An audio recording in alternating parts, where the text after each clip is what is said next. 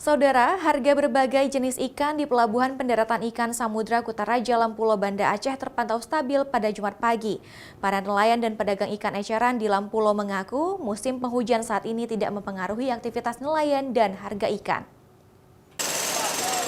Walau curah hujan makin meningkat, harga ikan saat ini tetap stabil dan tidak ada lonjakan kenaikan harga walaupun saat ini sedang musim penghujan. Menurut nelayan, aktivitas mereka di laut tidak terganggu dengan kondisi cuaca saat ini. Sehingga jumlah stok ikan di Pelabuhan Lampulo juga melimpah. Ikan tongkol besar misalnya, per keranjang dijual seharga Rp400 hingga Rp450.000. Sedangkan tongkol kecil seharga Rp200 hingga Rp300.000 per keranjangnya. Demikian juga dengan jenis ikan lainnya seperti dencis, cakalang, dan bare atau baby tuna. Harga berbagai jenis ikan tersebut juga tidak ada kenaikan. Tergantung ikannya apa yang kita jual. Kalau ikan misalnya cakalang kayak gini, seharga mungkin kalau ini untuk hari bisa dibilang standarnya 4,5 ataupun 500. Yang kecil-kecil macam umang-umang itu harga 3,5, Pak.